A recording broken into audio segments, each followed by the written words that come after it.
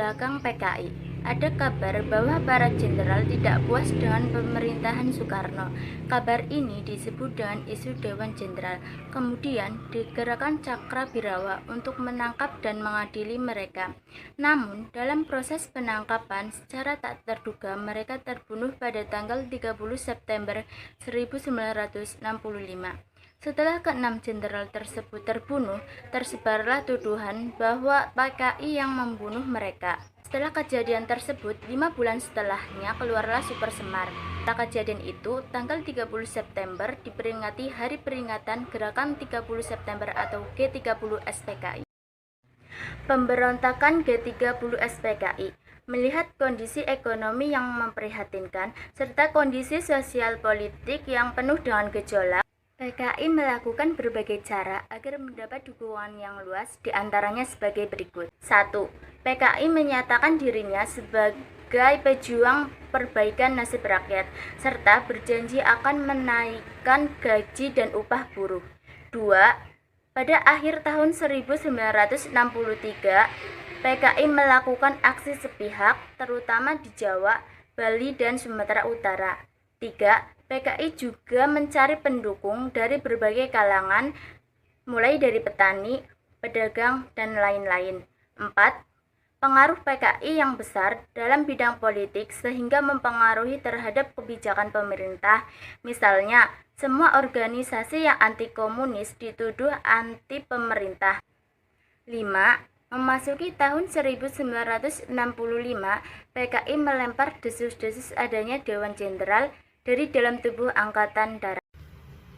Puncak konflik.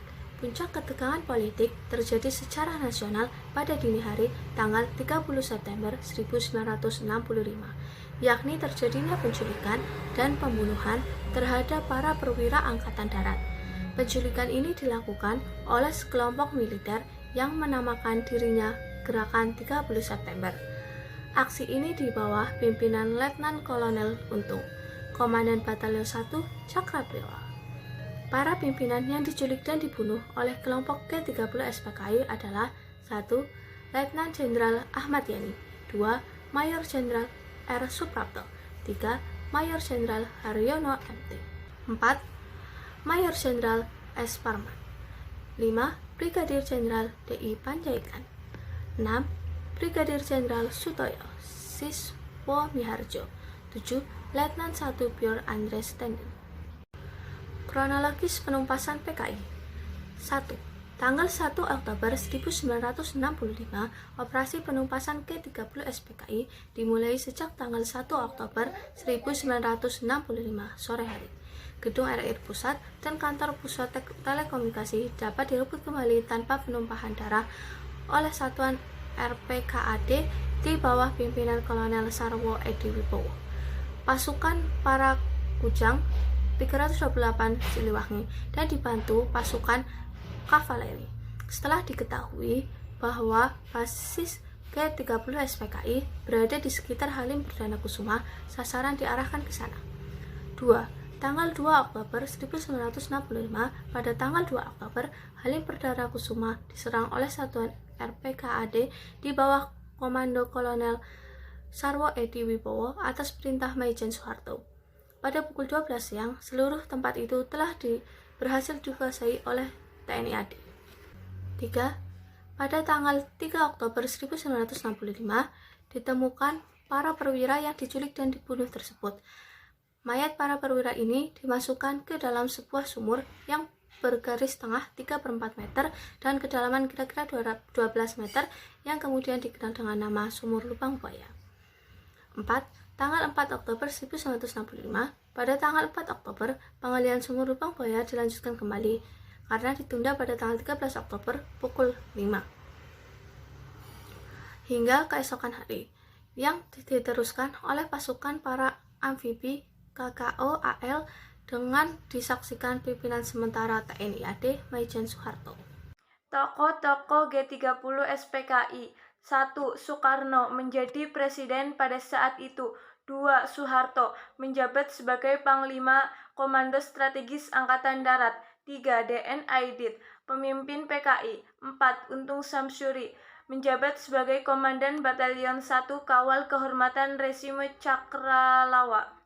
Tujuan dari G30 SPKI adalah 1. Perbuatan PKI dalam rangka berusaha untuk merebut kekuasaan di negara RI dengan memperalat oknum ABRI sebagai kekuatan fisiknya.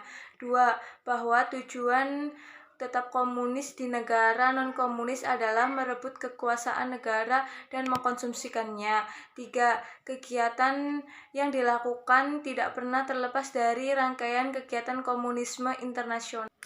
Bagaimana cara pemerintah menumpas pemberontakan? 1. Membentuk TAP MPRS nomor 25 tahun 1966 yang berisi tentang pembubaran PKI dan larangan terhadap komunisme. 2. Pemerintah melarang keturunan PKI menjadi anggota sipil. 3. Pemerintah memerintahkan untuk anggota PKI. 4. Pemerintah membubarkan PKI. 5. Melakukan operasi militer pada tanggal 1 Oktober 1965 dengan membentuk resime para Komando Angkatan Darat berhasil menduduki gedung RRI Pusat. 6. Maijen Soeharto mengumumkan melalui gedung RRI tentang adanya usaha perebutan kekuasaan oleh PKI dan meminta AD, AL, dan kepolisian menumpas PKI. 7. Soekarno memanggil semua Panglima ABRI untuk memutuskan bahwa pimpinan AD ada di tangan Presiden dan mengumumkan melalui RRI mengutuk semua pembunuhan yang dilakukan PKI. 8. Melakukan operasi Trisula dan menangkap 850 anggota PKI. 9. Melakukan operasi Kikis dan berhasil menghancurkan Kompro serta menangkap 200 anggota PKI 10. Bagaimana akhir dari pemberontakan tersebut? G30 SPKI berakhir pada jam 7 malam.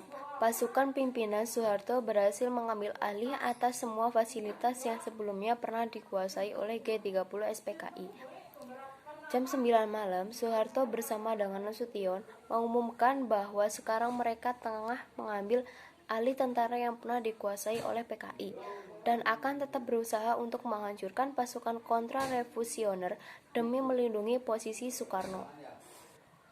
Soeharto melahangkan kembali sebuah ultimatum yang kali ini ditunjukkan khusus kepada pasukan di Halim.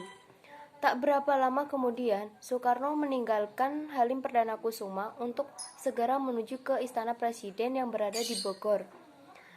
Ketujuh jasad orang yang terbunuh dan dibuang di lubang buaya pada tanggal 3 Oktober berhasil ditemukan dan dikuburkan secara layak pada tanggal 5 Oktober. Dampak bagi pemerintahan Republik Indonesia. Dampak positif. 1. Presiden Soekarno kehilangan kewibawaannya di mata rakyat Indonesia. 2. Kondisi politik Indonesia semakin tidak stabil. 3. Munculnya aksi demonstrasi besar-besaran. Dampak ekonomi. Menyebabkan inflasi yang tinggi yang diikuti oleh kenaikan harga barang bahkan melebihi 600% per tahun.